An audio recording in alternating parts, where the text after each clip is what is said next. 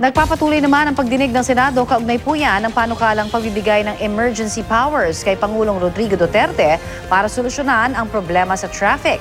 Natalakay doon ang pagtatayo ng 3 terminal sa Metro Manila para sa mga provincial bus. At may ulat on the spot si Ivan Mayrina. Ivan? Yes, Cody, sa itinatakbuhan ng pagdinig ng Senate Committee on Public Services ay makikitang suportado ng mga senador ang pagbibigay ng emergency powers sa Pangulo para solusyonan ang krisis ng matinding traffic sa Metro Manila.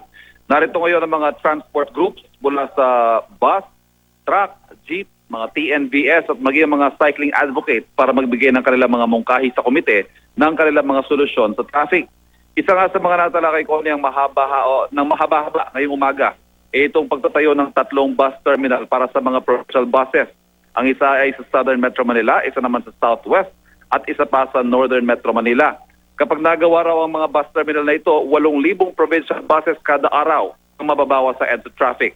Ito ay magiging intermodal. Ibig sabihin ito, pag hinto ng mga provincial buses sa mga terminal, nariyan na ang mga sasalong ibang modes of transport tulad ng mga tren, jeep at mga city buses. Sa pagitan ng 2018 hanggang 2020 ang target na pagtatapos sa mga proyekto nito at dito nga raw kakailanganin ng emergency powers.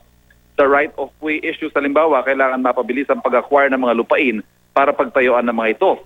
Marami raw kasi mga proyekto ang nade-delay dahil sa mga TRO at iba pang mga isyong legal. Sa ngayon na Connie ay nagpapatuloy pa rin nga ang pagbibigay mungkahi ng mga resource persons para solusyonan ang sakit sa ulong traffic sa Metro Manila. Connie. Yes, kanina na monitor din natin, Ivan, yung pagtatanggal nga o yung pagnanais ng ilan na tanggalin na yung mga provincial buses dyan sa may EDSA. Ano na yung update natin dyan, Ivan? Yun Connie, yung 3 bus terminal nga na nabanggit ko, yun yung pinanggagalingan noon, yung pagnanais na bawasan o tanggalin totally itong mga bus terminal along EDSA. Dahil every 2 minutes nga daw ay may naglalabas-masok ng mga bus along EDSA na siyang nagkakos ng matinding traffic din dito sa EDSA. Kaya itong mga bus terminal na ito, that will rid, ika nga nila, EDSA of 8,000 buses per day na isang susi daw para mapaluwag ang dali ng trapiko sa EDSA. Sa ngayon ba, Ivan, nabanggit na ba nung ilang mga involved na ahensya na may mga talagang tukoy na ba na mga lugar na pagtatayuan itong 3 terminal na itong sinasabi sa iba't ibang lugar? Yes, Connie, yung sa South, tatayo daw sa area ng FTI sa Taguig.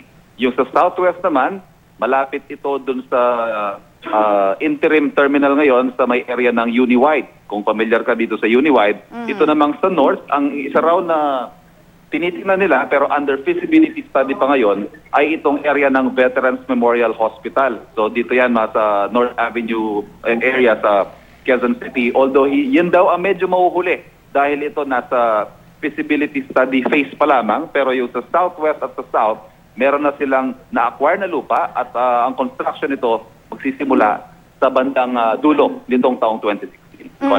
Last na lamang, Ivan, doon sa sinasabing ang pagbibigay ng emergency powers, kung sakasakali, gaano kabilis kung kaya ang matitipid o yung timeline, kasi sinasabi natin 2018 onwards, pero kung pagbibigay itong emergency powers, yan na mismo yung timeline o mas iikli pa?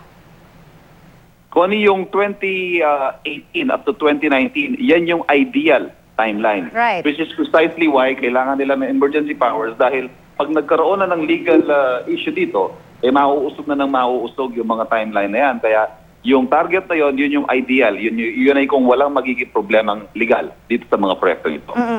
Naku, bahabol, Ivan. Meron lang tayong nabanggit kasi dahil dun sa TRO, yung mga TRO, ilan ba yung may mga pending pa na ganyan at kung kaya tumatagal itong mga usapin na ito?